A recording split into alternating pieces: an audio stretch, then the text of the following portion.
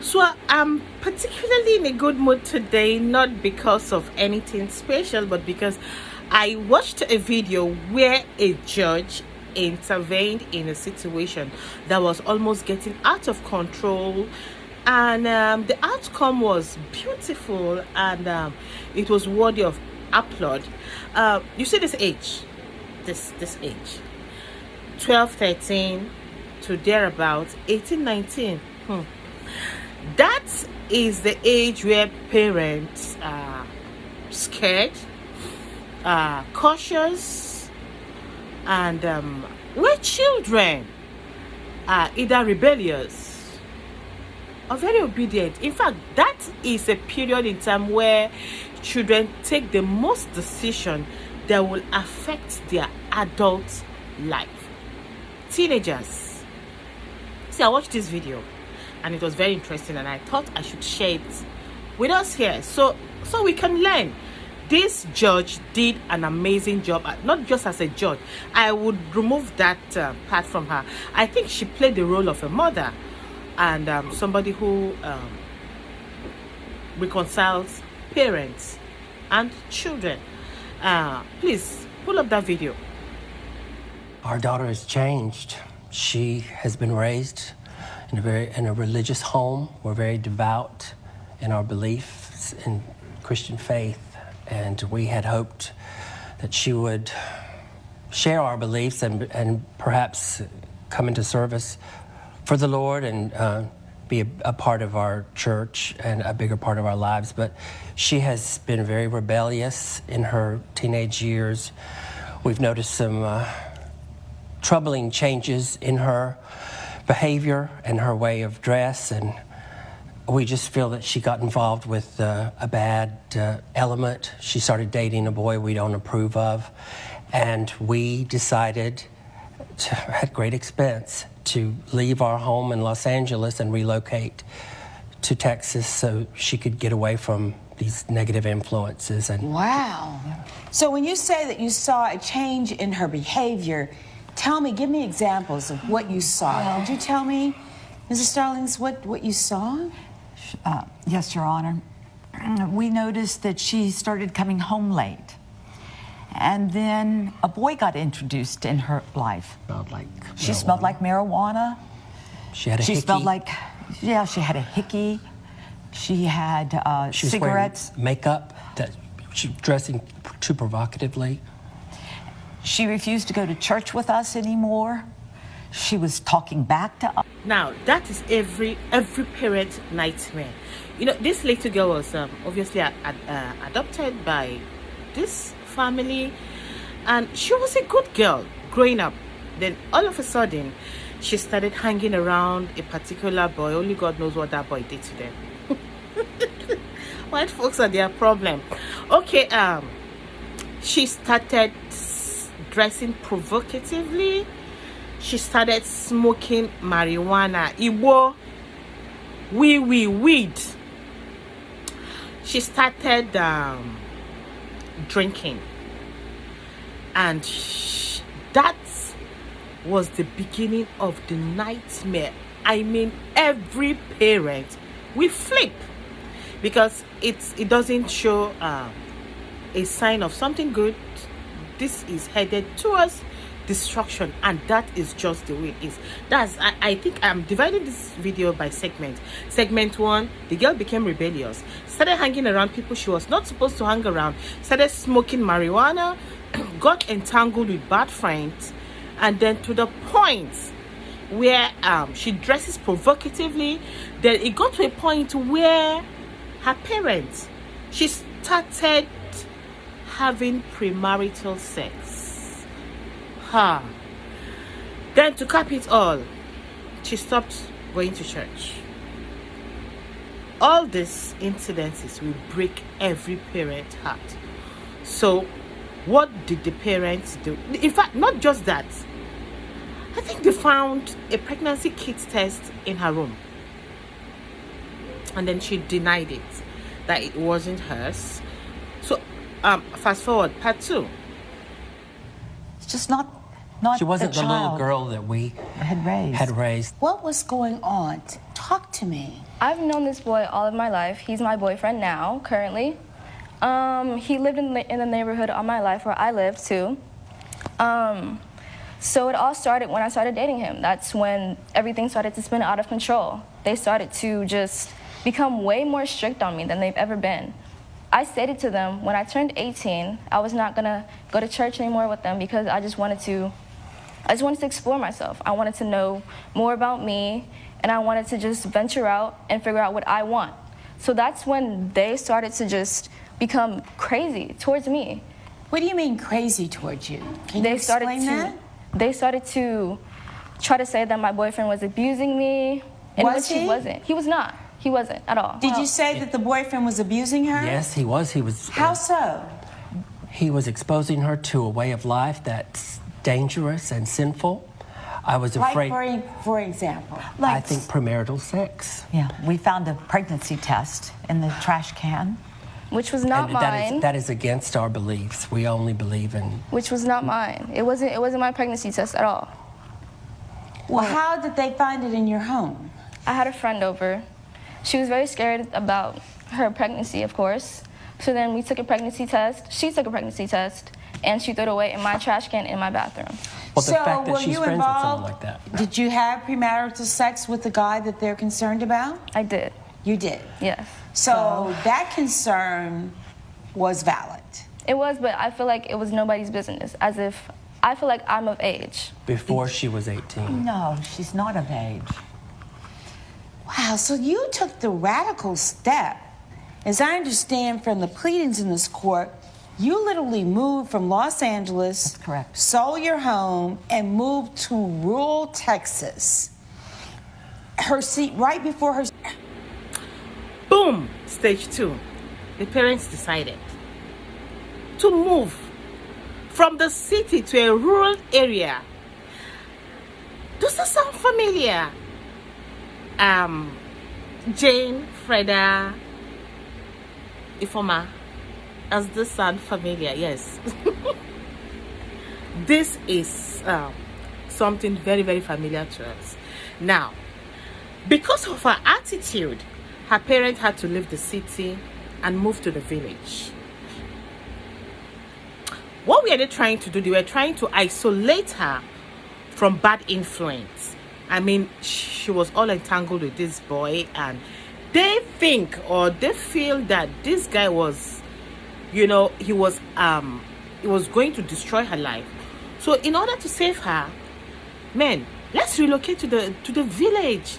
And then that was when this girl, they now saw the other side of this girl they think was their little girl. What happened to this girl? She stopped going to school. She became depressed. Now, what happened to my own person was that this person was extremely extroverted. I mean, extremely. When he comes back from school, the whole community boys gather. And then he starts organizing football tournament. But because his parents do not want him associating with the community boys, they've been drawing his ears, and he was like, no, this is me. I'm just a friendly person. Everybody loves me. I am more like a leader. So, Fiam to the village. Fiam, this person that we knew while growing up, suddenly became sober to the point that he does not leave the room. Do you know at the time, his father walked in on him and said, please, can you try going outside every once in a while? Can you just make friends? And then he was like, no, I am not interested in having any friend. So he became so introverted that he had to be begged to go outside and make friends, which of course he refused till date. I think about 2 or 3 people forced themselves on him. Now, on this girl's part, the case was totally different. What did she do? She became depressed, stopped going to school. Then, next thing she did, if you're not careful about this, this particular stage. You lose your children. This girl started working at the strippers club. Watch, pull that up, please. Right before her senior year in high school. Correct. So she's there and she doesn't know anybody. I mean, That was the best thing for her. We have family there. The church is there. We were trying to get her away from the sin. Did I forget to mention the fact that this couple, where they relocated to, was not a strange place for them. They had family there, they have friends there, they have their church there. But on the part of this girl, which was exactly what happened in my own situation, she had nobody. I mean, the place was totally strange to her. Then, worst of, she was denied the scholarship that she had won earlier prior relocating to the village. How did she lose the scholarship? We'll have to listen to that directly from the horse's mouth. Sinful influence of Los Angeles. There's just too much that can sway a young child, and she's still a child, even now. Sorry. And we could see the writing on the wall. She was going down a dark path that we could not approve of. I've told you we're both devout Christians, and it just was not, it was a great expense for myself. I can't even imagine just having to pull up quickly and move from Los Angeles to Texas. So you are here because you're saying that your parents are the reason that you lost your scholarship. Yes. They started posting on social media about my life, posting prayers, and even went as far as to tag me. And I do have the proof of that, Your Honor, if you'd like to see. I'd like to see that. Yes. So you We're not ashamed of that. We were asking for help. We were desperate. We could see that she was going down a path we didn't approve of. Please cover my daughter. I get that. And that you're concerned that she's not going to school. Did you stop going to school? I did, Your Honor, but why? It was to the expense of them. They made me extremely depressed during my senior year of high school. A lot of people would say the father went too far. But does that ring a bell? Remember the story of Job in the Bible? Job would always want to come and make one or two sacrifices.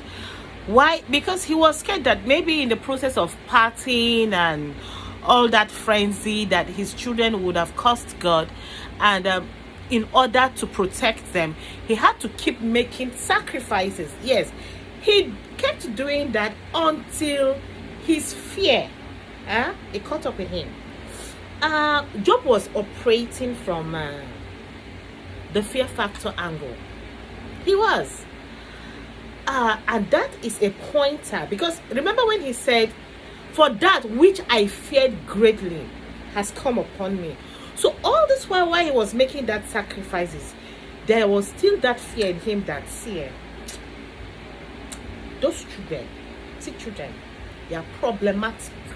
Let me just be making the sacrifice. Maybe in their mind, even if they don't open their mouth to curse, they would have cursed God in their mind. See all those bad friends they gather with. They gather and party together. We are not there. I'm not there. Their mother is not there. So God knows what they are doing. So that formed the basis of Job's fear. So he was feeding fear, not as if he was feeding faith. That wasn't what he was doing. That is just the clear part of it. And it's very clear stated in the Bible that Job makes sacrifices for his children. So after then, what happened? Calamity struck, right? Okay. This girl was very lucky.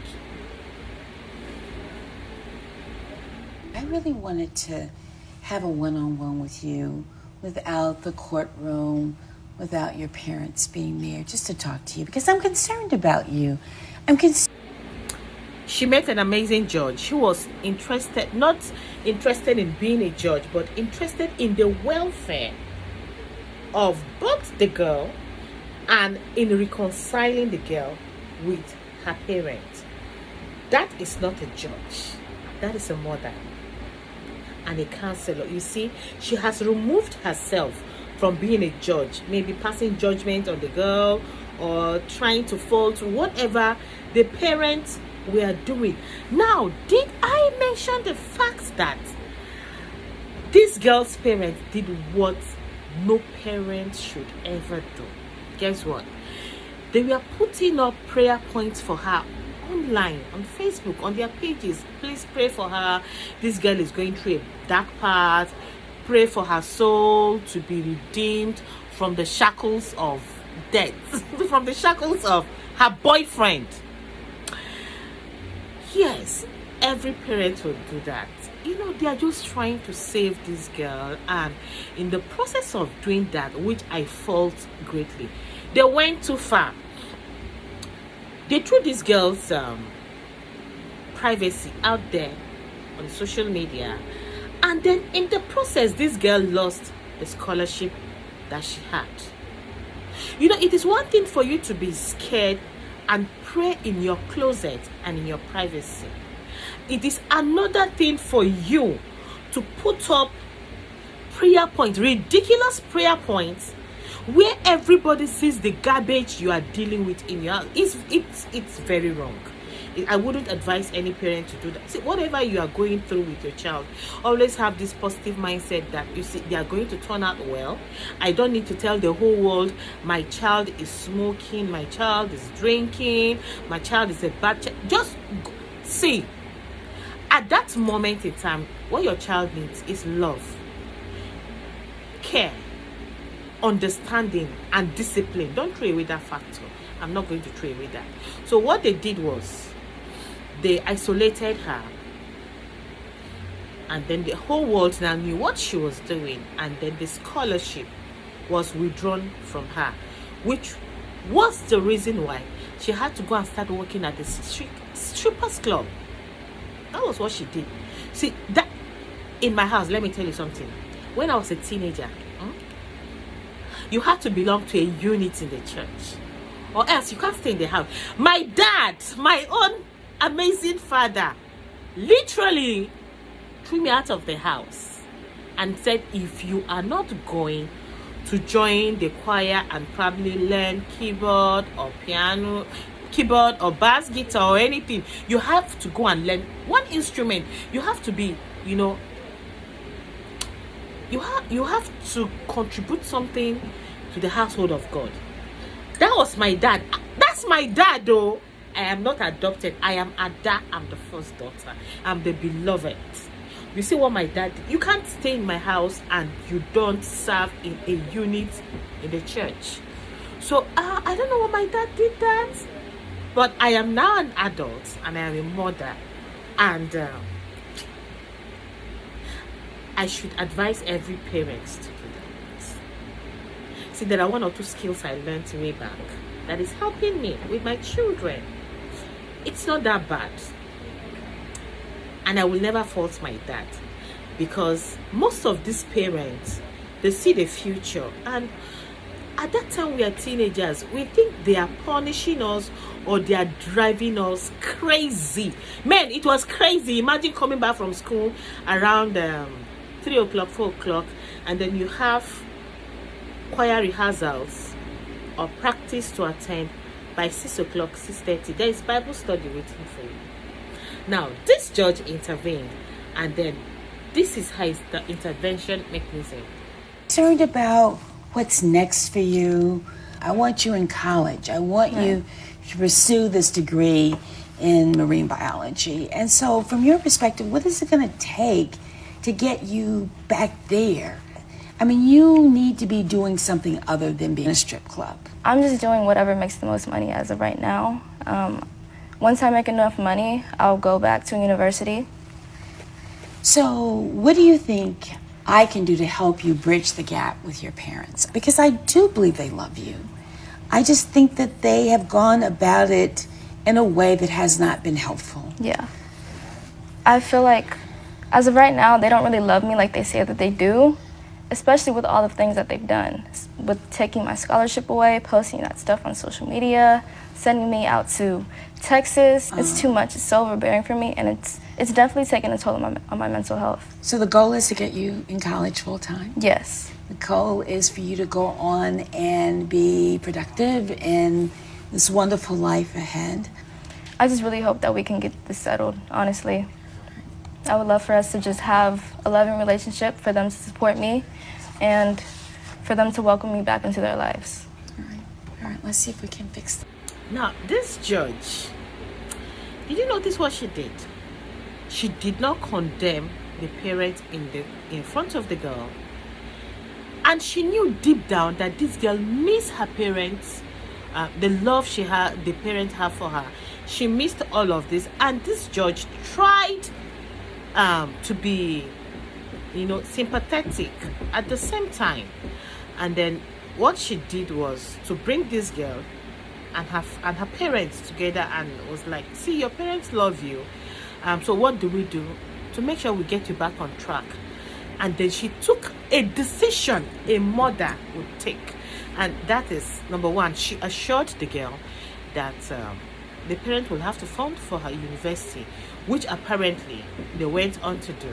And then second, she would have to stop working at the strippers club. Yes, and the girl promised never to do that again. Then the bone of contention, that boy that she hangs around with. See, parents, nature has a way of dissolving things. That boy that hangs around your daughter, that girl that hangs around your son, you think is going to destroy their future. No, just take it easy, take a deep breath, and then all you know is that your children are safe. You just make the silent prayer. This is see what the judge did, and she was like, don't worry about the boy, we'll get back to that later. But the basic thing is going back to making sure that this girl has a productive life ahead of her, which she succeeded in doing. Now,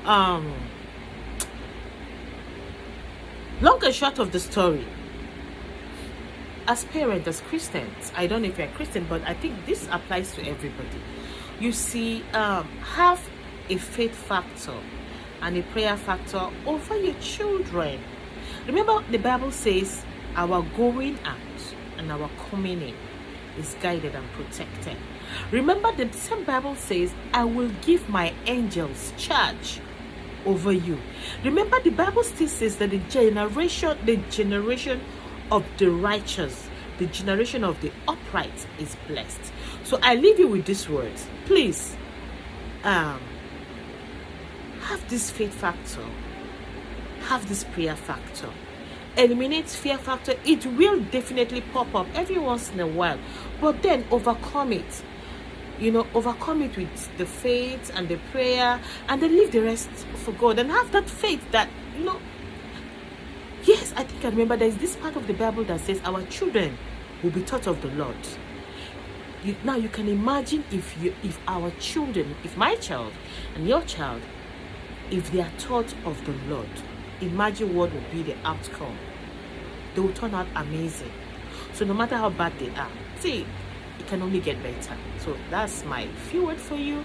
But then these parents, well, did they went too far? Question number one, did they go too far? Number two, was the girl lying about the pregnancy kits? Number three, the girl resolved in going to the strippers club to work. Do you think it's her fault or her parents' fault? It's a rebellious stage in life, and it's a very dicey one that you would have to sit back and think before you take that drastic decision that will affect everybody. Thank you and God bless you. Remember, faith and prayer factor over faith factor.